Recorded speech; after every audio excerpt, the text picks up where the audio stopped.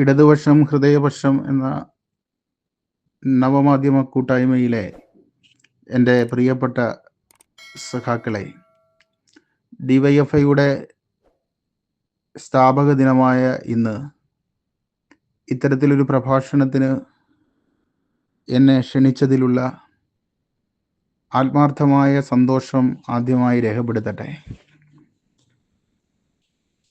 DYFI എന്ന ഈ രാജ്യത്തെ ഏറ്റവും വലിയ യുവജന പ്രസ്ഥാനത്തിൻ്റെ 45ാമത് പിറന്നാൾ ദിനമാണിന്ന്. 1980 ഡിവൈഎഫ്ഐ പിറവിയെടുക്കുന്നത്. ഇന്ന് ഡിവൈഎഫ്ഐ 4.5 പതിറ്റാണ്ട് പിന്നിടുമ്പോൾ ഡിവൈഎഫ്ഐ ഒരു സമര സംഘടന മാത്രമല്ല, വൈവിധ്യമാർന്ന മുഖങ്ങളിലാണ് ഈ സമൂഹത്തിന് ഡിവൈഎഫ്ഐയെ ദർശിക്കാൻ കഴിയുന്നത്. ഒരേ സമയം സമര സംഘടനയായും, ഒരേ സമയം ജീവകാരുണ്യ പ്രസ്ഥാനമായും, ഒരേ സമയം പരിസ്ഥിതി സംഘടനയായും, ഒരേ സമയം മദ്യത്തിനും മയക്കുമരുന്നിനുമെതിരായിട്ടുള്ള പോരാട്ടം നയിക്കുന്ന സംഘടനയായും, ഒരേ സമയം ജീവകാരുണ്യ പ്രസ്ഥാനമായും ഒക്കെ ഡിവൈഎഫ്ഐ വൈവിധ്യമാർന്ന മുഖങ്ങളിൽ ഇന്ന് ഈ സമൂഹത്തിൻ്റെ മുന്നിൽ അഭിമാനപൂർവ്വം തലയുയർത്തി നിൽക്കുകയാണ്.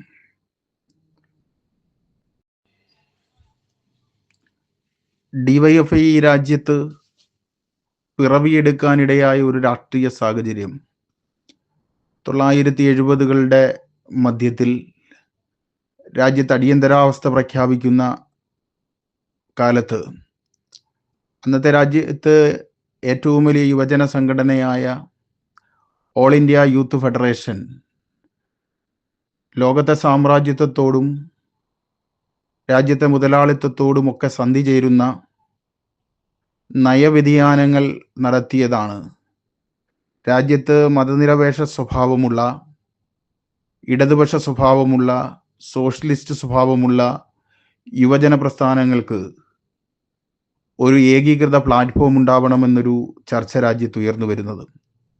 അടിയന്തരാവസ്ഥയുടെ നാളുകളിൽ രാജ്യം കണ്ട ഏറ്റവും വലിയ ഫാസിസ്റ്റ് ഭരണാധികാരിയായിരുന്ന ഇന്ദിരാഗാന്ധിയുടെ പാദസേവ ചെയ്യുന്നവരായി AIYFന്റെ പ്രവർത്തകർ മാറുന്നു എന്ന തിരിച്ചറിവാണ് രാജ്യത്തെ വിവിധ സംസ്ഥാനങ്ങളിൽ ഉണ്ടായിരുന്ന സോഷ്യലിസ്റ്റ് സ്വഭാവമുള്ള, മതനിരപേക്ഷ സ്വഭാവമുള്ള യുവജന സംഘടനകളുടെ പ്രതിനിധികൾ ചേർന്ന് 1980 നവംബർ മാസം 1, 2, 3 തീയതികളിലായി സമ്മേളിച്ച് നവംബർ മാസം 3-ാം തീയതിയുടെ സായന്തനത്തിൽ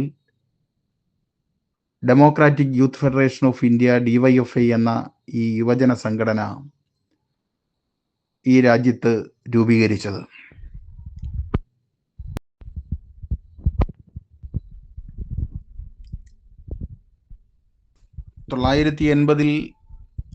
DYFIയുടെ രൂപീകരണ സമ്മേളനം നടന്ന സ്ഥലത്തിനും ഒരു സവിശേഷതയുണ്ട്.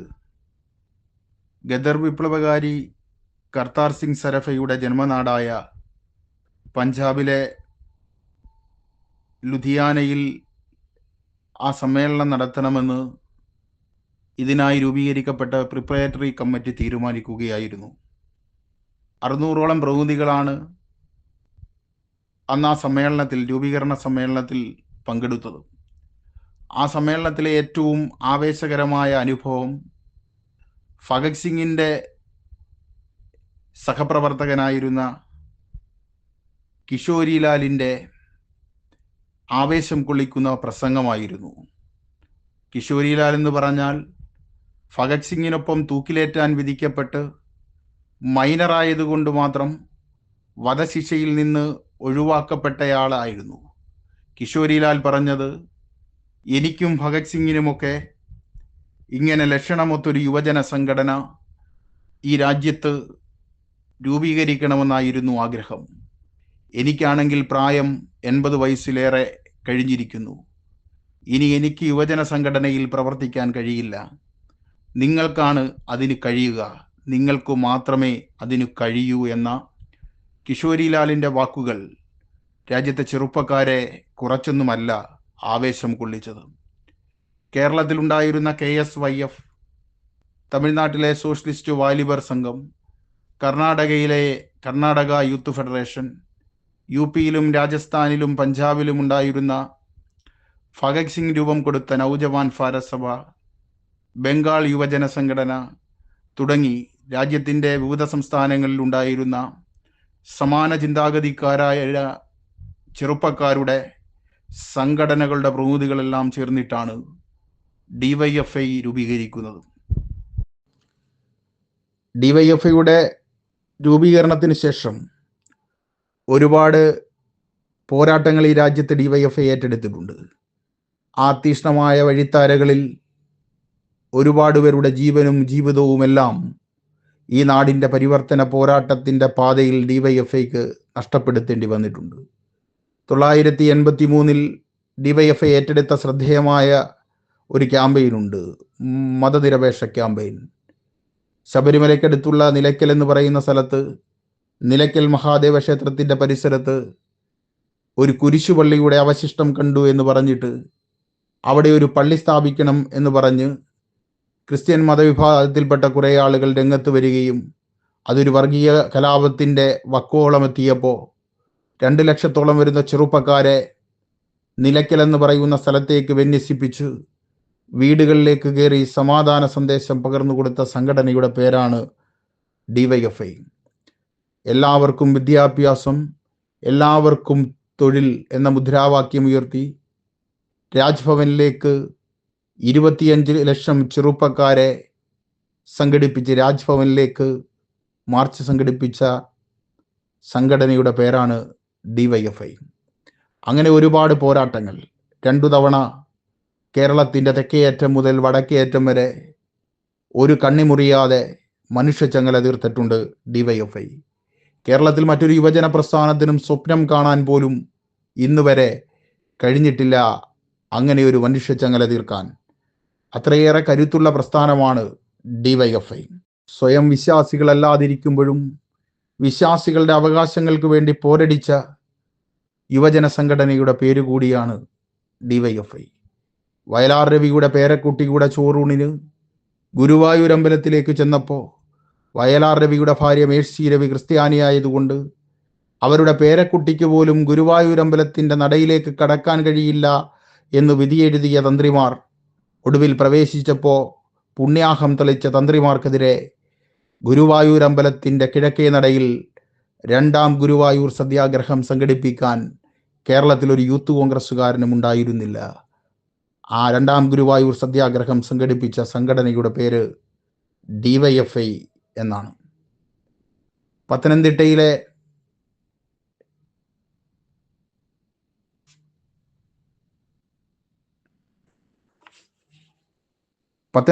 കോഴഞ്ചേരി എന്ന് പറയുന്ന സ്ഥലത്താണ് കേരളത്തിലെ ക്രിസ്ത്യൻ സമുദായത്തിൻ്റെ ഏറ്റവും വലിയ ആത്മീയ സമ്മേളനമായ മാരാമൺ കൺവെൻഷൻ നടക്കുന്നത്.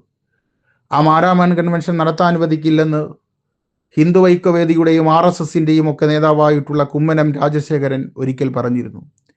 ആയിരക്കണക്കിന് വരുന്ന RSSുകാരൻ കുറുവടിപ്പടയുമായി കേരളത്തിലെ ക്രിസ്ത്യൻ സമുദായത്തിൻ്റെ ഏറ്റവും വലിയ ആത്മീയ സമ്മേളനം തകർക്കാൻ വന്നപ്പോൾ 10,000കണക്കിന് വരുന്ന DYFIക്കാരെ വെളുത്ത കൊടിയും കൊടുത്ത് അതിനു സംരക്ഷണം നൽകി, അതിന് കാവൽ നിർത്തി അത് നടത്തിക്കൊടുത്ത പ്രസ്ഥാനത്തിൻ്റെ പേരുകൂടിയാണ് DYFI. അങ്ങനെ നിരവധി പോരാട്ടങ്ങൾ DYFIക്ക് ഈ കാലയളവിൽ ഏറ്റെടുക്കേണ്ടി വന്നിട്ടുണ്ട്. അതിലേറ്റവും തീക്ഷ്ണമായ ഒരു പോരാട്ടമാണ് DYFIയുടെ 45ാം പിറന്നാൾ ദിനത്തിൽ അവരെ സ്മരിക്കാതെ നമുക്ക് മുന്നോട്ട് പോകാൻ കഴിയില്ല. കൂത്തുപറമ്പിലെ അനശ്വരന്മാരായിട്ടുള്ള രക്തസാക്ഷികൾ. കൂത്തുപറമ്പിൻ്റെ സമരഭൂമിയിൽ വെടിയേറ്റ് വീണ് നട്ടെല്ലു തളർന്നുപോയി 3 പതിറ്റാണ്ടുകാലം നമ്മൾക്കെല്ലാം ആവേശമായി തീർന്ന സഖാവ് പുഷ്പൻ. കൂത്തുപറമ്പിൻ്റെ സമരഭൂമിയിൽ വെടിവേറ്റ് വീണ മറ്റ് 5 സഖാക്കൾ. അവരുടെ ധീര രക്തസാക്ഷിത്വമാണ് ഈ നാട്ടിലെ സാധാരണക്കാരൻ്റെ മക്കൾക്ക് പഠിക്കാനുള്ള ഒരു നിയമനിർമ്മാണം ഉണ്ടാക്കിയത്. 1994 നവംബർ 25 അന്നാണ് കെ കരുണാകരൻ മന്ത്രിസഭയിലെ സഹകരണ വകുപ്പ് മന്ത്രിയായിരുന്ന MV രാഘവൻ കൂത്തുപറമ്പിലെ അർബൻ സഹകരണ ബാങ്കിൻ്റെ സായാഹ്ന ശാഖയുടെ ഉദ്ഘാടനത്തിനെത്തുന്നത്. അന്നു കേരളം ഭരിച്ചിരുന്ന കെ കരുണാകരൻ്റെ നേതൃത്വത്തിലുള്ള UDF ഗവൺമെൻറ് നടപ്പിലാക്കിയ വികലമായ വിദ്യാഭ്യാസ നയങ്ങൾക്കെതിരെ വലിയ വിദ്യാർത്ഥി പ്രക്ഷോഭം അലയടിക്കുന്ന കാലമായിരുന്നു. പരിയാരം മെഡിക്കൽ കോളേജ് MV രാഘവനും കെ കരുണാകരനും അംഗങ്ങളായ ഒരു സ്വകാര്യ ട്രസ്റ്റിന് എഴുതി വിൽക്കാൻ അവർ തീരുമാനിക്കുന്നു. ഇതിനെതിരെ SFI നടത്തുന്ന തീക്ഷ്ണമായ വിദ്യാർത്ഥി പ്രക്ഷോഭങ്ങൾക്ക് പിന്തുണ പ്രഖ്യാപിക്കാൻ DYFIയുടെ കണ്ണൂർ ജില്ലാ കമ്മിറ്റി തീരുമാനിച്ചു. സമരം തീരുമാനിച്ച ദിവസം അതിരാവിലെ മുതൽ കണ്ണൂർ ജില്ലയുടെ വിവിധ ഭാഗങ്ങളിൽ നിന്ന് കൂത്തുപറമ്പിലെ സമരസ്ഥലത്തേക്ക് ആയിരക്കണക്കിന് വരുന്ന സമരഭടന്മാർ പ്രവഹിക്കാൻ തുടങ്ങി. കൂത്തുപറമ്പിലെ അർബൻ സഹകരണ ബാങ്കിൻ്റെ സായാഹ്ന ശാഖയുടെ ഉദ്ഘാടനത്തിനെത്തുന്ന അന്നത്തെ സഹകരണ മന്ത്രി MV രാഘവനെ കരിങ്കൊടി കാണിക്കാനാണ് DYFI തീരുമാനിച്ചത്. സമാധാനപരമായി കരിങ്കൊടി കാണിക്കാൻ DYFIയുടെ പ്രതിഷേധം രേഖപ്പെടുത്താനാണ് തീരുമാനിച്ചത്. സമരക്കാരുടെ എണ്ണം കൂടിക്കൂടി വരുമ്പോൾ ബന്ധപ്പെട്ട പോലീസ് ഉദ്യോഗസ്ഥന്മാർ മന്ത്രിക്കും MLAക്കും MPക്കുമൊക്കെ മെസ്സേജ് കൊടുത്തു, സന്ദേശം കൊടുത്തു, പരിപാടി ഉപേക്ഷിക്കുന്നതായിരിക്കും നല്ലത്. 2500-ലേറെ വരുന്ന സമരക്കാരും 450ഓളം പോലീസുകാരും സമരക്കാരെ പോലീസിന് നിയന്ത്രിക്കാൻ കഴിയുന്നതിന് അപ്പുറമാണ് എന്ന് മെസ്സേജ് നൽകി. എന്നിട്ടും കണ്ണൂർ ഗസ്റ്റ് ഹൗസിൽ കെ സുധാകരൻ എന്ന കോൺഗ്രസ് നേതാവിൻ്റെ നേതൃത്വത്തിൽ നടന്ന ഗൂഢാലോചനയുടെ ഭാഗമായി MV രാഘവൻ ആ സമര കേന്ദ്രത്തിലേക്ക്, ഉദ്ഘാടന സ്ഥലത്തേക്ക് അദ്ദേഹത്തിൻ്റെ വാഹനത്തിലെത്തി. മന്ത്രിയുടെ വാഹനം കടന്നു പോകുമ്പോൾ DYFIയുടെ സംഘടനാ തീരുമാനപ്രകാരം ഇരുവശങ്ങളിലേക്ക് മാറി നിന്ന് കയ്യിൽ കരുതിയിരിക്കുന്ന കറുത്ത തുണിയുയർത്തി DYFIക്കാർ പ്രതിഷേധ മുദ്രാവാക്യം വിളിച്ചു. മന്ത്രി എത്തി, ഉദ്ഘാടനം നിർവഹിച്ച് മന്ത്രിയുടെ വാഹനം തിരിച്ചു പോയി കഴിഞ്ഞപ്പോൾ ഒരു മുന്നറിയിപ്പും കൂടാതെ പോലീസ് സമരക്കാർക്കു നേരെ നിറയൊഴിച്ചു. 5 സഖാക്കളാണ് സമരഭൂമിയിൽ പിടഞ്ഞു വീണ് മരിച്ചത്. സഖാവ് ബാബു, മധു, റോഷൻ, ഷിബുലാൽ, KK രാജീവൻ. KK രാജീവൻ എന്ന DYFIയുടെ ജില്ലാ വൈസ് പ്രസിഡന്റിന് വെടിയേൽക്കുന്നത് സഖാക്കളെ നിങ്ങൾ അവിടെ ഇരുന്ന് സമരത്തിൽ അണിനിരക്കണം എന്ന് ആഹ്വാനം ചെയ്യുമ്പോഴായിരുന്നു. ആ സമരത്തിൽ പങ്കെടുത്ത് മരിച്ച ഏറ്റവും പ്രായം കുറഞ്ഞൊരു സഖാവുണ്ട്, സഖാവ് റോഷൻ. SFIയുടെ ഏരിയ കമ്മിറ്റി അംഗമായിരുന്നു. രാവിലെ സമരത്തിനായി വീട്ടിൽ നിന്ന് പുറപ്പെടുമ്പോൾ റോഷൻ്റെ അച്ഛൻ സഖാവ് വാസുവേട്ടൻ 10 രൂപ എടുത്ത് കയ്യിലേക്ക് കൊടുത്തിട്ട് പറഞ്ഞു, 5 രൂപ വണ്ടിക്കാശും 5 രൂപ നിനക്ക് ചായ കുടിക്കാനും. രാവിലെ 11 മണിയാകുമ്പോൾ ആ പിതാവ് അറിയുന്നത് കൂത്തുപറമ്പിലെ സമരഭൂമിയിൽ വെടിവെപ്പുണ്ടായി 4 പേർ മരിച്ചു എന്നാണ്. തൻ്റെ മകൻ മരിച്ച വിവരം അദ്ദേഹത്തോട് ആരും പറഞ്ഞില്ല. അദ്ദേഹം ആദ്യം ഓടിയെത്തിയത് സമരസ്ഥലത്തേക്കാണ്. അവിടെ ഇങ്ങനെ രക്തം തളം കെട്ടിക്കിടക്കുന്ന കാഴ്ച അദ്ദേഹം കണ്ടു. പിന്നീട് അദ്ദേഹം ഓടിയെത്തിയത് താലൂക്ക് ആശുപത്രിയിലേക്കാണ്. താലൂക്ക് ആശുപത്രിയിലെ മോർച്ചറി മുറിയിലേക്ക് ഓടിയെത്തുമ്പോൾ 5 മൃതശരീരങ്ങൾ ഇങ്ങനെ വെളുത്ത വസ്ത്രം പുതച്ചിട്ടിരിക്കുകയാണ്. ആദ്യത്തെ മൃതശരീരത്തിൻ്റെ വെളുത്ത വസ്ത്രം മാറ്റി നോക്കുമ്പോൾ അദ്ദേഹം കാണുന്നത് സഖാവ് റോഷൻ്റെ മുഖമാണ്, തൻ്റെ മകൻ്റെ മുഖം. ഒരു നിമിഷം വിറങ്ങലിച്ച് നിന്ന ആ പിതാവ് പിന്നീട് നോക്കിയത് റോഷൻ്റെ ശരീരത്തിൻ്റെ ഏതു ഭാഗത്താണ് വെടിയേറ്റതെന്നാണ്. മരിക്കുമ്പോൾ CPIMൻ്റെ ഏരിയ കമ്മിറ്റി അംഗമായിരുന്നു റോഷൻ്റെ പിതാവ് സഖാവ് വാസുവേട്ടൻ. മരണം വരെ DYFIയുടെ സംസ്ഥാന സമ്മേളനങ്ങളെ അഭിവാദ്യം ചെയ്യാൻ റോഷൻ്റെ പിതാവ് സഖാവ് വാസുവേട്ടൻ എത്തുമായിരുന്നു. അദ്ദേഹം പറയുന്നത്, ഒരു മകൻ നഷ്ടപ്പെട്ടതിൽ ഒരച്ഛൻ എന്ന നിലയിൽ എനിക്ക് ദുഃഖമുണ്ട്. പക്ഷെ അവനൊരു സാമൂഹ്യ മാറ്റത്തിന് വേണ്ടിയുള്ള പോരാട്ടത്തിനിടയിലാണ് മരിച്ചതെന്ന് ഓർക്കുമ്പോൾ ഞാൻ അഭിമാനിക്കുന്നു. എൻ്റെ മകൻ്റെ നെഞ്ചിലാണ് വെടിയേറ്റത്. ഒരു ഭീരുവിനെ പോലെ തിരിഞ്ഞോടി അവൻ്റെ പുറത്തായിരുന്നു വെടിയേൽക്കുന്നതെങ്കിൽ ഞാനിന്ന് ഈ സമ്മേളനത്തിൽ പങ്കെടുക്കില്ലായിരുന്നു. എൻ്റെ കയ്യിൽ മൃതസഞ്ജീവനി ഉണ്ടായിരുന്നുവെങ്കിൽ, എനിക്കവനെ പുനർജീവിപ്പിക്കുവാൻ കഴിയുമായിരുന്നെങ്കിൽ ഞാൻ അവനെ പുനർജീവിപ്പിച്ച് നനവ് വിട്ടുമാറിയിട്ടില്ലാത്ത അവൻ്റെ ബലികുടീരത്തിൽ ചവിട്ടി നിന്ന് ഞാൻ എൻ്റെ മകൻ റോഷൻ്റെ കയ്യിലേക്ക് ഈ വെളുത്ത പതാക എടുത്തു കൊടുത്ത് SFIയുടെയും DYFIയുടെയും സമരപന്തലിലേക്ക് പറഞ്ഞു വിടുമായിരുന്നു എന്ന് റോഷൻ്റെ പിതാവ് സഖാവ് വാസുവേട്ടൻ പറയുമ്പോൾ കേരളത്തിലെ 50 ലക്ഷത്തിലധികം വരുന്ന DYFIക്കാർ അഭിമാനം കൊള്ളുകയായിരുന്നു, രോമാഞ്ചം കൊള്ളുകയായിരുന്നു. കൂത്തുപറമ്പിലെ സമരഭൂമിയിൽ വെടിയേറ്റ് വീണ സഖാവ് പുഷ്പൻ സുഷുമ്നാ നാഡിക്ക് പരിക്കുപറ്റി ചലനമറ്റ് 3 പതിറ്റാണ്ട് കാലമാണ് കേരളത്തിലെ ഡിവൈഎഫ്ഐക്കാർക്ക് ആവേശമായി ജീവിച്ചത്. സഖാവ് പുഷ്പന്റെ സന്ദേശവും ഡിവൈഎഫ്ഐയുടെ സമ്മേളനങ്ങളെ ആവേശഭരിതമാക്കിയിട്ടുണ്ട്. സഖാവ് പുഷ്പന്റെ എഴുതി തയ്യാറാക്കിയ പ്രസംഗം ഇങ്ങനെയാണ്: സഖാക്കളെ, എൻ്റെ മനസ്സെത്തുന്നിടത്ത് എൻ്റെ ശരീരത്തെ എത്തിക്കാൻ എനിക്ക് നാവുന്നില്ല. എങ്കിലും കൂത്തുപറമ്പിൽ അന്ന് നമ്മൾ നടത്തിയ പോരാട്ടമാണ് കേരളത്തിലെ സാധാരണക്കാരൻ്റെ മക്കൾക്ക് പഠിക്കാനുള്ള ഒരു നിയമനിർമ്മാണം ഉണ്ടാക്കിയത്. നമ്മുടെ പോരാട്ടങ്ങൾ വെറുതെയായില്ല സഖാക്കളെ എന്നാണ് സഖാവ് പുഷ്പൻ കേരളത്തിലെ ചെറുപ്പക്കാരോട് പറഞ്ഞത്. നമ്മൾ മനസ്സിലാക്കേണ്ടത്, കൂത്തുപറമ്പ് സമരത്തിന് ശേഷം 13 മാസക്കാലമാണ് കേരളത്തിലെ എം വി രാഘവൻ എന്ന മന്ത്രി വീണ്ടും മന്ത്രിയായിരുന്നത്. കേരളത്തിൻ്റെ ചരിത്രത്തിലാദ്യമായി കേരളത്തിലൊരു മന്ത്രിക്ക് കേരളത്തിലെ എല്ലാ പോലീസ് സുരക്ഷാ സംവിധാനങ്ങളെയും ഉപയോഗപ്പെടുത്തിയിട്ടും ഒരൊറ്റ പൊതുപരിപാടിയിൽ പങ്കെടുക്കാൻ കഴിഞ്ഞിട്ടില്ല. അതിനനുവദിച്ചിട്ടില്ല ഡിവൈഎഫ്ഐ. അത്രയേറെ കരുത്തുള്ള പ്രസ്ഥാനമാണ് ഡിവൈഎഫ്ഐ.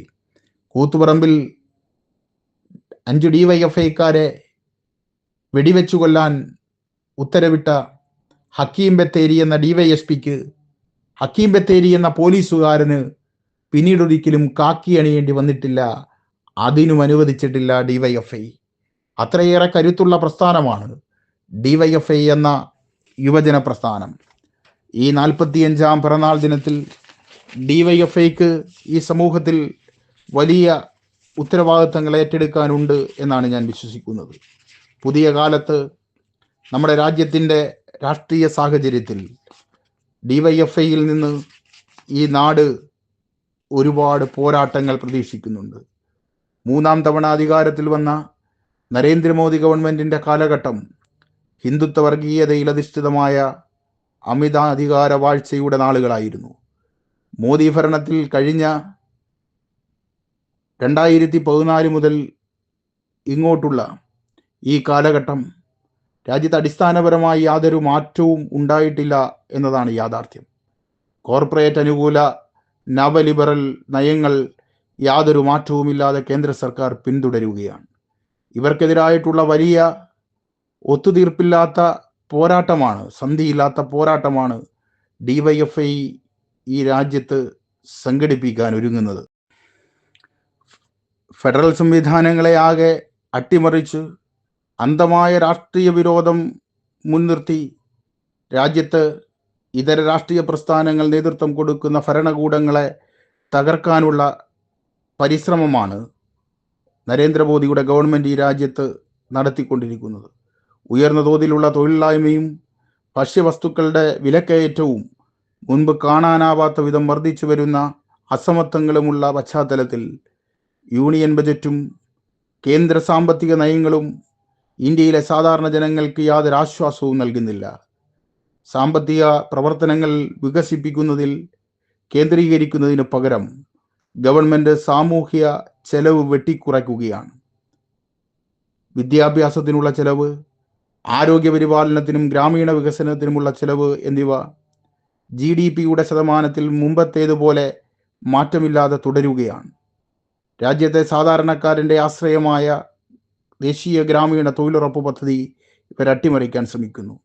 നരേന്ദ്രമോദിയെ നമുക്കിന്ന് കാണാൻ കഴിയുന്നത് ഒരു പ്രധാനമന്ത്രിയായിട്ടല്ല, രാജ്യത്തിൻ്റെ കമ്പോളത്തിൽ രാജ്യത്തെ പൊതുമേഖലാ സ്ഥാപനങ്ങളെ വിറ്റുതുലയ്ക്കാൻ രാജ്യത്തെ കോർപ്പറേറ്റുകളോട് വിലപേശുന്ന ഒരു മാർക്കറ്റിംഗ് മാനേജരെ പോലെയാണ്.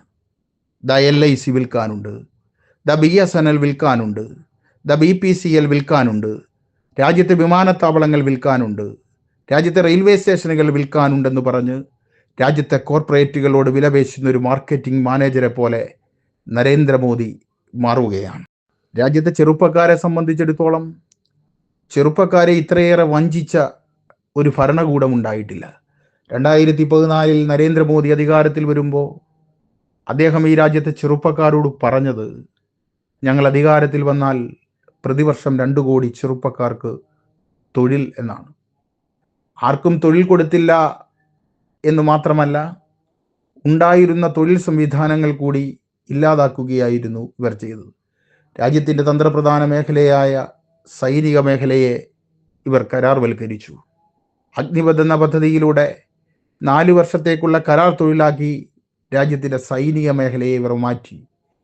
രാജ്യത്തെ ചെറുപ്പക്കാർ, അഭ്യസ്തവിദ്യരായ ചെറുപ്പക്കാർ ബിരുദവും ബിരുദാനന്തര ബിരുദവും പ്രൊഫഷണൽ വിദ്യാഭ്യാസവും ഒക്കെ നേടി തൻ്റെ കുടുംബത്തിൻ്റെ കണ്ണീരിന് തെല്ലൊരാശ്വാസമുണ്ടാക്കാൻ പരിശ്രമിച്ചാൽ രാജ്യത്തെ ചെറുപ്പക്കാരെ അവരുടെ തൊഴിൽ സ്വപ്നങ്ങളുടെ കടക്കൽ കത്തിവെക്കുന്ന സമീപനങ്ങളാണ് നരേന്ദ്രമോദിയുടെ ഗവൺമെൻറ് സ്വീകരിച്ചിട്ടുള്ളത്.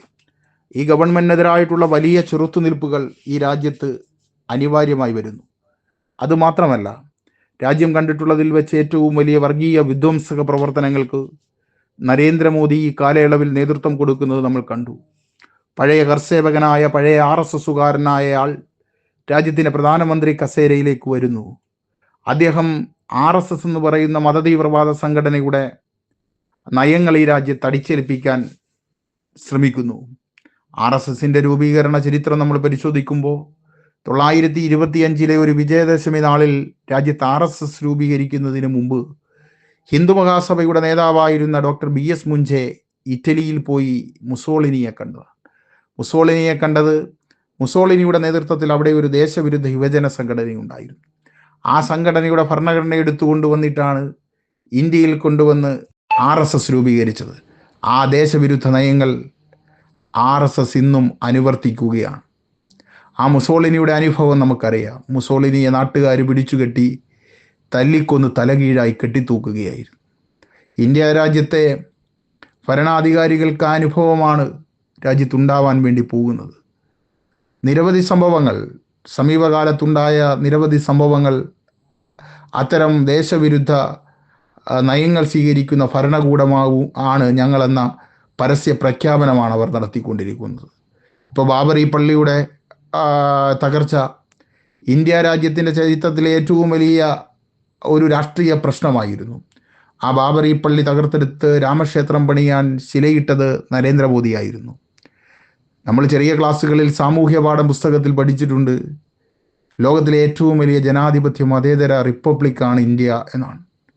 അങ്ങനെ ഒരു രാജ്യത്തിൻ്റെ പ്രധാനമന്ത്രി അങ്ങനെ ചെയ്യാൻ പാടുണ്ടോ? ഒരു മതവിശ്വാസിയുടെ ആരാധനാലയം പൊളിച്ചെടുത്ത് മറ്റൊരു മതവിശ്വാസിയുടെ ആരാധനാലയത്തിന് ശിലയിടാൻ രാജ്യത്തിൻ്റെ പ്രധാനമന്ത്രി പോവാൻ പാടുണ്ടോ? ഇന്തോനേഷ്യയും പാകിസ്ഥാനും കഴിഞ്ഞാൽ ലോകത്തെ ഏറ്റവും കൂടുതൽ മുസ്ലിങ്ങൾ അധിവസിക്കുന്ന രാജ്യമേതെന്ന ചോദ്യത്തിന് സൗദി അറേബ്യ എന്നല്ല ഉത്തരം. ഞാനും നിങ്ങളും ജീവിക്കുന്ന ഈ മതേതര ഇന്ത്യ എന്നാണ്. ഒരു മതേതര രാഷ്ട്രത്തിൻ്റെ പ്രധാനമന്ത്രി കസേരയിൽ ഇരിക്കുന്നയാൾ അങ്ങനെ പോകാൻ പാടുണ്ടോ? പാകിസ്ഥാൻ ഒരു മതരാഷ്ട്രമാണ്. നമ്മൾ കണ്ടിട്ടുണ്ടോ പാകിസ്ഥാനിൽ ഏതെങ്കിലും ഒരു പള്ളിയുടെ ശിലാസ്ഥാപനത്തിനോ ഉദ്ഘാടനത്തിനോ അവിടുത്തെ പ്രസിഡന്റോ പ്രധാനമന്ത്രിയോ പോകുന്നത് നമ്മൾ കണ്ടിട്ടുണ്ടോ? അങ്ങനെ ഈ രാജ്യത്തിന് അംഗീകരിക്കാൻ, ഈ മതനിരപേക്ഷ രാജ്യത്തിന് അംഗീകരിക്കാൻ കഴിയാത്ത നിരവധിയായ നയങ്ങളാണ്, നിരവധിയായ പ്രവൃത്തികളാണ് നരേന്ദ്രമോദി ഭരണകൂടം ഈ രാജ്യത്ത് നടപ്പിലാക്കിക്കൊണ്ടിരിക്കുന്നത്. നമ്മൾ കണ്ടു ഇന്ത്യയുടെ പുതിയ പാർലമെന്റ് മന്ദിരത്തിന്റെ ഉദ്ഘാടനം. ശവപ്പെട്ടിയുടെ മാതൃകയിലാണ് പാർലമെന്റ് മന്ദിരം പണിഞ്ഞിരിക്കുന്നത്. ജനാധിപത്യത്തിന്റെ ശവപ്പെട്ടിയായി ഇന്ത്യൻ പാർലമെന്റ് മന്ദിരം മാറുകയാണ്. അതിൻ്റെ ഉദ്ഘാടനത്തിന് ആരാണ് പങ്കെടുത്തത്? ഇന്ത്യൻ ഭരണഘടനയുടെ ആർട്ടിക്കിൾ 79 പറയുന്നത് ഇന്ത്യൻ പാർലമെന്റ് എന്ന് പറഞ്ഞാൽ കൗൺസിൽ ഓഫ് സ്റ്റേറ്റ്സ് അഥവാ രാജ്യസഭയും ഹൗസ് ഓഫ് ദി പീപ്പിൾ അഥവാ ലോക്സഭയും ഇന്ത്യൻ പ്രസിഡന്റും ചേരുന്നതാണെന്നാണ്. ഇന്ത്യൻ പ്രസിഡന്റിനെ മാറ്റി നിർത്തി ഇന്ത്യൻ പാർലമെന്റ് എന്ന് നിർവചിക്കാൻ പോലും കഴിയില്ല. പ്രസിഡന്റിനെ മാറ്റി നിർത്തിയിട്ട് അങ്ങനെ പാർലമെന്റിനെ സംബന്ധിച്ച് നിർവചിക്കാൻ പോലും കഴിയാത്തൊരു ഭരണഘടനയുള്ള നാട്ടിൽ കാഷായ വസ്ത്രധാരികളായ കുറെ ഹിന്ദു സന്യാസിമാരെ വിളിച്ചു വരുത്തി ജനാധിപത്യത്തിന്റെ ശ്രീകോവിൽ എന്നറിയപ്പെടുന്ന ഇന്ത്യൻ പാർലമെന്റിന്റെ ഉദ്ഘാടനം നടത്തിയിരിക്കുന്നു നരേന്ദ്രമോദിയും കൂട്ടാളികളും. സന്യാസിമാർ ചെയ്യേണ്ടത് പ്രധാനമന്ത്രിയും പ്രസിഡന്റും ചെയ്യേണ്ടത് സന്യാസിമാരും നിർവഹിക്കുന്ന ഒരു കെട്ടകാലത്താണ് നമ്മൾ ജീവിക്കുന്നത്. അതുപോലെ തന്നെയാണ് രാജ്യത്തിൻ്റെ സ്വാതന്ത്ര്യ സമര പ്രക്ഷോഭത്തിൽ ഒരു പുരുഷായുസ് മുഴുവൻ രാജ്യത്തിൻ്റെ സ്വാതന്ത്ര്യത്തിന് വേണ്ടി പോരാടിയ മഹാത്മാഗാന്ധി, ആ മഹാത്മാഗാന്ധിയുടെ ചിത്രത്തിന് അഭിമുഖമായി ഇന്ത്യൻ പാർലമെന്റിന്റെ സെൻട്രൽ ഹാളിൽ സവർക്കറുടെ ചിത്രം സ്ഥാപിച്ചു വെച്ചതുമെല്ലാം ഇന്ത്യയുടെ ചരിത്രത്തോടും രാജ്യത്തിൻ്റെ സ്വാതന്ത്ര്യ സമര പ്രക്ഷോഭങ്ങളോടും രാജ്യത്തിൻ്റെ പൈതൃകത്തോടും ഒക്കെയുള്ള സംഘപരിവാറിൻ്റെ വെല്ലുവിളിയായി നമ്മൾ കാണേണ്ടിയിരിക്കുന്നു. ആ കാലത്ത് ഇത്തരം ജനവിരുദ്ധ ദേശവിരുദ്ധ നയങ്ങൾ നടപ്പിലാക്കുന്ന ഭരണകൂടത്തോട് ഡിവൈഎഫ്ഐ പോലൊരു യുവജന സംഘടനയ്ക്ക് മാപ്പ് നൽകാൻ കഴിയില്ല. ഇന്ത്യൻ പാർലമെന്റിലേക്ക് ലക്ഷക്കണക്കിന് വരുന്ന ചെറുപ്പക്കാരെ സംഘടിപ്പിച്ച് മാർച്ച് ചെയ്യാൻ, രാജ്യത്തെ യുവജന വിരുദ്ധ നയങ്ങൾക്കെതിരായി മാർച്ച് ചെയ്യാൻ ഡിവൈഎഫ്ഐ തീരുമാനിച്ചിരിക്കുന്ന ഒരു കാലമാണിത്. കേരളത്തിലേക്ക് വന്നാൽ ഇടതുപക്ഷ ജനാധിപത്യ മുന്നണി ഗവൺമെന്റിന് മൂന്നാമതും തുടർഭരണം ഉണ്ടാകാൻ പോകുന്ന ഒരു രാഷ്ട്രീയ സാഹചര്യത്തിലാണ് ഡിവൈഎഫ്ഐ അതിൻ്റെ 45ാം പിറന്നാൾ ആഘോഷിക്കുന്നത്. ഈ ഗവൺമെന്റ് 2016 അധികാരത്തിൽ വന്നതിന് ശേഷം നാളിതുവരെയുള്ള ഈ ഗവൺമെന്റിന്റെ പ്രവർത്തനങ്ങൾക്ക് എല്ലാ ഐക്യദാർഢ്യവും നൽകിയിട്ടുള്ള സംഘടനയുടെ പേര് കൂടിയാണ് ഡിവൈഎഫ്ഐ. ഇന്നലകളിൽ കേരളത്തിന്റെ തെരുവോരങ്ങളിൽ പോലീസുകാരന്റെ ലാത്തിയടിയും ഇലക്ട്രിക് ബാറ്റണും ജലപീരങ്കിയുമെല്ലാം ഡിവൈഎഫ്ഐ ഏറ്റുവാങ്ങിയതിന്റെ ആകെ തുകയാണ് കേരളത്തിൽ അധികാരത്തിലിരിക്കുന്ന ഇടതുപക്ഷ ജനാധിപത്യ മുന്നണിയുടെ ഗവൺമെന്റ്. ആ ഗവൺമെന്റിനെ കണ്ണിലെ കൃഷ്ണമണി പോലെ കാത്തു സംരക്ഷിക്കാനുള്ള ധാർമ്മികമായ ഉത്തരവാദിത്വം കൂടി ഡിവൈഎഫ്ഐക്കുണ്ട് എന്നതാണ് ഈ പിറന്നാൾ ദിനത്തിൽ എനിക്ക് സൂചിപ്പിക്കാനുള്ളത്. അങ്ങനെ കാത്തു സംരക്ഷിക്കാനുള്ള, അങ്ങനെ വർഗീയവാദികളിൽ നിന്ന്, വലതുപക്ഷ രാഷ്ട്രീയ ആക്രമണങ്ങളിൽ നിന്ന് ഈ നാടിനെ സംരക്ഷിച്ചു പോകുന്ന ഇടതുപക്ഷ ജനാധിപത്യ മുന്നണി ഗവൺമെന്റിനെ കാത്തു സംരക്ഷിക്കാനുള്ള പോരാട്ടം കൂടിയാണ് ഡിവൈഎഫ്ഐ ഏറ്റെടുക്കുന്നത്.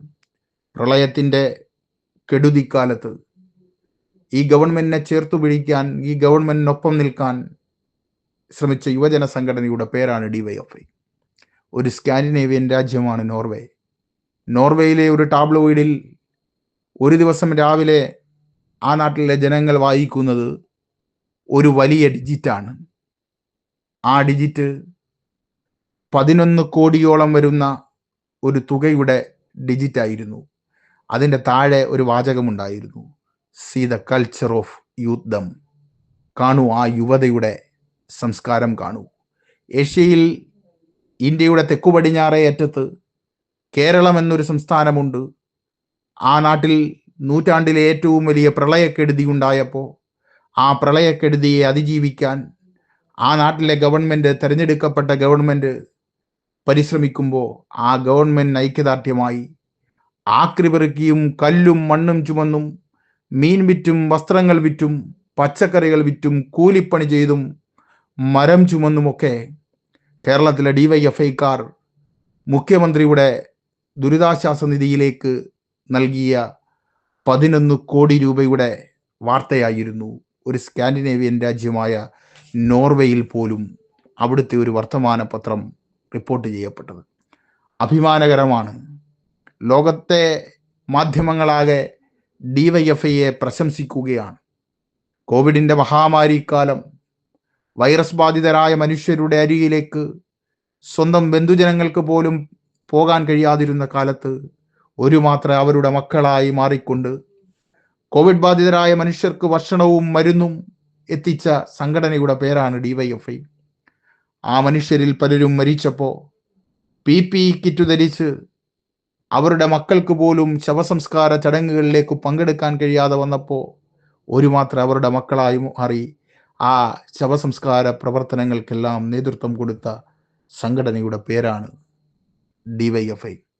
അങ്ങനെ ഏത് പ്രതിസന്ധി കാലത്തും, വയനാട്ടിൽ ഉരുൾപൊട്ടൽ ദുരന്തമുണ്ടായി, ചൂരൽമലയിൽ ഉരുൾപൊട്ടൽ ദുരന്തമുണ്ടായപ്പോൾ എല്ലാം നഷ്ടപ്പെട്ട് ജീവിതത്തിന്റെ പ്രതീക്ഷയേറ്റു നിന്ന ഒരു ജനതയെ സംരക്ഷിക്കാൻ സഖാവ് പിണറായി വിജയന്റെ നേതൃത്വത്തിലുള്ള ഗവൺമെന്റ് പരിശ്രമിച്ചപ്പോൾ പ്രളയത്തിന്റെ കെടുതിക്കാലത്ത് എങ്ങനെയാണോ പണം സമാഹരിച്ചത് അതേ മാതൃകയിൽ ആക്രി പെറുക്കിയും കല്ലും മണ്ണും ചുമന്നും കൂലിപ്പണി ചെയ്തും ഡിവൈഎഫ്ഐക്കാർ കൊടുത്തത് 20 കോടി രൂപയാണ്.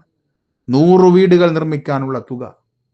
യൂത്ത് കോൺഗ്രസ് എന്ന് പറയുന്ന ഒരു യുവജന സംഘടന ഈ നാട്ടിൽ 30 വീടുകൾ പ്രഖ്യാപിച്ചിട്ട് അതിന് ഒരു വീടിന്റെ പോലും പണം കൈമാറാൻ കഴിയാത്ത തരത്തിൽ ഫണ്ട് വെട്ടിപ്പിന്റെ പേരിൽ എൻ്റെ ജില്ലയിലടക്കം യൂത്ത് കോൺഗ്രസിന്റെ നിരവധി ബ്ലോക്ക് കമ്മിറ്റികളും മണ്ഡലം കമ്മിറ്റികളും ഒക്കെ പിരിച്ചുവിടേണ്ടി വരുന്ന ഒരു സാഹചര്യത്തിൽ ഡിവൈഎഫ്ഐ വ്യത്യസ്തമാകുകയാണ്. ആദ്യം 25 വീടുകൾ പ്രഖ്യാപിച്ചു, പക്ഷെ 100 വീടുകളുടെ പണം മുഖ്യമന്ത്രിയുടെ ദുരിതാശ്വാസ നിധിയിലേക്ക് ഡിവൈഎഫ്ഐ കൈമാറിക്കഴിഞ്ഞു. അങ്ങനെ എല്ലാ ദുരന്തകാലത്തും ഈ നാടിനൊപ്പം നിൽക്കുന്ന സംഘടനയുടെ പേരാണ് ഡിവൈഎഫ്. കേരളത്തിലെ സർക്കാർ ആതുരാലയങ്ങളിൽ, മെഡിക്കൽ കോളേജുകളിൽ ഉച്ചയാകുമ്പോൾ അനന്തമായ വരികളിൽ കാത്തു നിൽക്കുന്ന നിസ്വരായ മനുഷ്യർക്ക് ഉച്ചഭക്ഷണം ഒരു ദിവസം പോലും മുടങ്ങാതെ വിതരണം ചെയ്യുന്ന സംഘടനയുടെ പേരാണ് ഡിവൈഎഫ്ഐ. ഞങ്ങളിൽ ഒരാൾ മരിച്ചു വീണാൽ പോലും ആ ദിവസവും ഡിവൈഎഫ്ഐ ഭക്ഷണം മുടക്കിയിട്ടില്ല. നമുക്കറിയാം, പുന്നപ്ര വയലാറിന്റെ സമരനായകൻ സഖാവ് VS അച്യുതാനന്ദന്റെ മൃതശരീരം ആലപ്പുഴയിലെ CPIM ജില്ലാ കമ്മിറ്റി ഓഫീസായ P കൃഷ്ണപിള്ള സ്മാരക മന്ദിരത്തിൽ പൊതുദർശനത്തിന് വെച്ചിരിക്കുന്ന സമയത്തും ഇപ്പുറത്ത് വണ്ടാനം മെഡിക്കൽ കോളേജിൽ ഉച്ചഭക്ഷണം വിതരണം ചെയ്യുന്നു കുറെ ഡിവൈഎഫ്ഐക്കാർ. ഒരു ദിവസം പോലും, സഖാവ് VSന്റെ മരണം നടന്ന ദിവസം പോലും ഉച്ചഭക്ഷണം മുടക്കിയിട്ടില്ല. കൂട്ടത്തിൽ ഒരാൾ, ഭക്ഷണപ്പൊതി ശേഖരിക്കാൻ പോകുന്ന ഒരാൾ മരിച്ചു വീണാൽ പോലും അന്നത്തെ ദിവസത്തെ ഭക്ഷണം മുടക്കിയിട്ടില്ല ഡിവൈഎഫ്ഐ. അതുകൊണ്ടാണ് ദി ഗാർഡിയൻ എന്ന് പറയുന്ന ഒരു അന്താരാഷ്ട്ര മാധ്യമം ഡിവൈഎഫ്ഐയുടെ ഹൃദയപൂർവ്വം പദ്ധതിയെ സംബന്ധിച്ച് എഴുതിയത്. ലോകത്തൊരു യുവജന പ്രസ്ഥാനം ഉത്തരവാദിത്ത ബോധത്തോടെ മാനവികതയിലൂന്നി ഒരു രാഷ്ട്രീയ ഇടപെടൽ നടത്തിയിട്ടുണ്ടെങ്കിൽ അത് കേരളത്തിലെ സർക്കാർ ആതുരാലയങ്ങളിൽ ഉച്ചയാകുമ്പോൾ വരിവരിയായി നിൽക്കുന്ന നിസ്വരായ മനുഷ്യർക്ക്, അനന്തമായ വരികളിൽ കാത്തു നിൽക്കുന്ന നിസ്വരായ മനുഷ്യർക്ക് ഉച്ചഭക്ഷണം വിതരണം ചെയ്തുകൊണ്ട് ഡിവൈഎഫ്ഐ എന്ന യുവജന സംഘടന മാത്രമാണ് എന്നായിരുന്നു ദി ഗാർഡിയൻ വിശേഷിപ്പിച്ചത്. അങ്ങനെ അന്താരാഷ്ട്ര മാധ്യമങ്ങൾ പോലും ഡിവൈഎഫ്ഐയുടെ ഈ പ്രവർത്തനങ്ങളെ പ്രശംസിക്കുകയാണ്. ഈ 45ാം പിറന്നാൾ ദിനത്തിൽ കേരളത്തിന് അഭിമാനിക്കാൻ കഴിയുന്ന ഒട്ടേറെ പദ്ധതികൾ കേരളത്തിലെ ഗവൺമെന്റ് പ്രഖ്യാപിച്ച സന്തോഷത്തിലാണ് ഞങ്ങൾ. ചൈന കഴിഞ്ഞാൽ പിന്നെ അതിദരിദ്രരില്ലാത്ത നാടായി ലോകത്ത് കേരളം എന്ന ഈ ചെറിയ സംസ്ഥാനം നിലവിൽ മാറിയിരിക്കുന്നു. നിരവധിയായിട്ടുള്ള ക്ഷേമ പദ്ധതികൾ സർക്കാർ ഇപ്പോൾ പ്രഖ്യാപിച്ചു കഴിഞ്ഞിരിക്കുന്നു. നിരവധിയായ ക്ഷേമ പെൻഷൻ വർദ്ധിപ്പിക്കലും, സ്ത്രീ സുരക്ഷാ പെൻഷനും, യുവജനങ്ങൾക്കായി കണക്ട് ടു വർക്ക് എന്ന സാമ്പത്തിക സഹായം നൽകുന്ന പദ്ധതിയുമടക്കം, നോളജ് എക്കണോമി മിഷൻ അടക്കം, സ്റ്റാർട്ടപ്പുകൾക്കായുള്ള സഹായങ്ങളടക്കം കേരളത്തിലെ ചെറുപ്പക്കാരെ ചേർത്ത് പിടിക്കുന്ന ഒരു ഗവൺമെന്റാണ് കേരളത്തിൽ അധികാരത്തിലിരിക്കുന്നത്. ആ ഗവൺമെന്റിനെ സംരക്ഷിക്കാനുള്ള പോരാട്ടത്തിലേക്കാണ് നമ്മളെല്ലാം കടക്കാൻ വേണ്ടി പോകുന്നത്. വരാൻ പോകുന്ന തദ്ദേശ സ്വയംഭരണ തെരഞ്ഞെടുപ്പ് അതിൻ്റെ ഒരു സെമി ഫൈനലായി മാറാൻ പോകുമ്പോൾ ഈ 45ാം പിറന്നാൾ ദിനത്തിൽ ഡിവൈഎഫ്ഐ ഏറ്റെടുത്തിട്ടുള്ള പോരാട്ടങ്ങൾ പുതിയ കാലത്തെ ഈ രാഷ്ട്രീയ ഉത്തരവാദിത്വത്തിന് കരുത്താവട്ടെ എന്ന് ആത്മാർത്ഥമായി ഞാൻ ആശംസിക്കുകയാണ്. ഈ എൻ്റെ പ്രഭാഷണം കേട്ട മുഴുവൻ സഖാക്കളെയും ഡിവൈഎഫ്ഐ ആലപ്പുഴ ജില്ലാ കമ്മിറ്റിക്ക് വേണ്ടി ഹൃദയപൂർവ്വം അഭിവാദ്യം ചെയ്യുകയാണ്.